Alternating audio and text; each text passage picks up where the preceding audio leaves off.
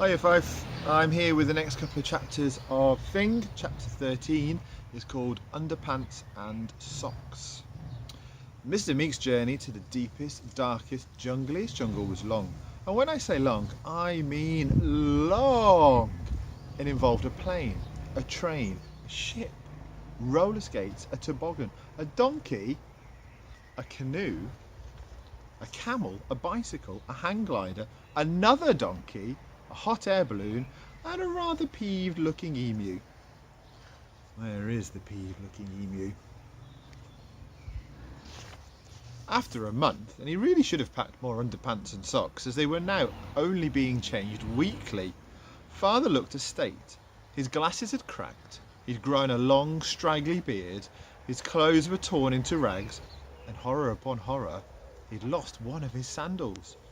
Worst of all, the Munsterpedia book was now overdue, and there was already a substantial fine of 10 pence to pay.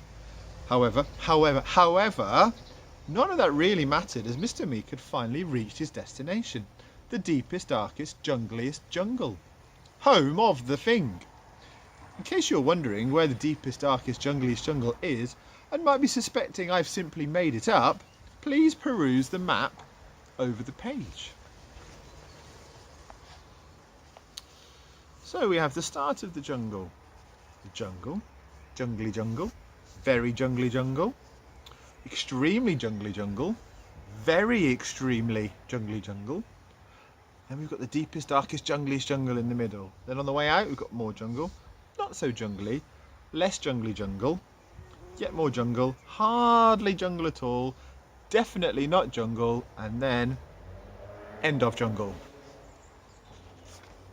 Now that he was in the deepest, darkest, jungliest jungle, Mr. Meek had to find a Fing.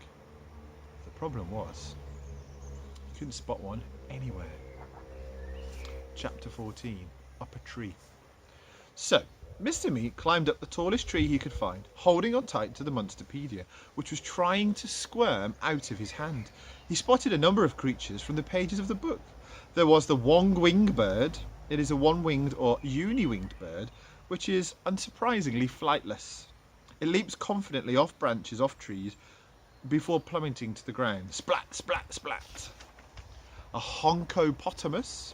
This is a distant relation of the hippopotamus, but the honkopotamus is legless. Not drunk, it has no legs. As a consequence, the honkopotamus moves around by honking. The force of the wind being pushed out of the back blowhole is so powerful it works like a jet engine. Despite its size and weight, the honkopotamus has been known to reach speeds of over 100 miles an hour. Whoosh! Then there's the mingo, which is a miniature mungo. And then the mungo, which is a giant mingo.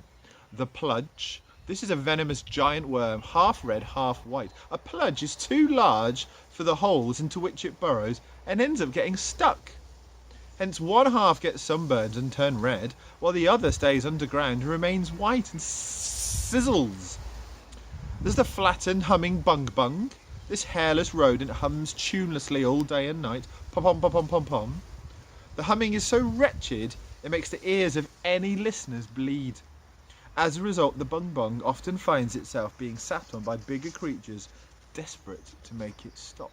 Squish. A purple fant. This is a species of elephant that hangs upside down from branches by its trunk. It stays there for so long that it turns purple. And if you're walking under one when it turns purple, beware. That means it's going to drop to the ground and flatten you in a second. Doof. A lude, not to be confused with a lewd. A lude is a lime green lizard so terrifying looking that it is scared of itself. If it sees its own reflection in the water, it desperately swims away, sometimes for 100 miles. Then there's a lude, not to be confused with a lude. This is a hairless white ape which is so embarrassed about being naked that it crosses its legs and hops around everywhere. Also known as the nude lude, or the hopping lude, or the nude hopping lude.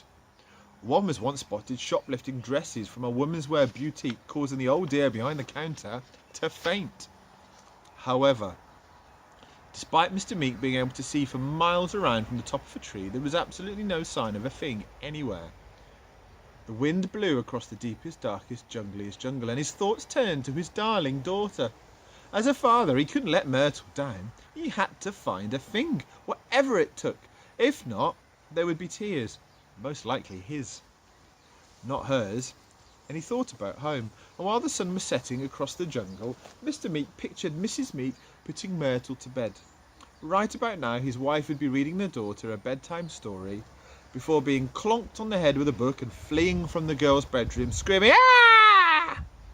A tear rolled down father's cheek. It was a beautiful scene. "Myrtle," he said, "I won't let you down."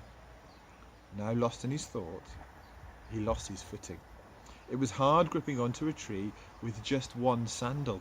As a result, he slid down the trunk at speed, his bottom hitting each and every branch as he descended. Doink, oof, doink, oof, doink, oof, oof, oof, oof, oof, oof, before he hit the ground with a thud. Oof! Suddenly, Mr. Meek remembered he'd lost his hold on the book, the Munsterpedia. He exclaimed, "The Munsterpedia!" Right on cue, the mighty tone thwacked him on the head, clonk, and it knocked him out cold. Come back tomorrow, Year 5, for Chapter 15 and more.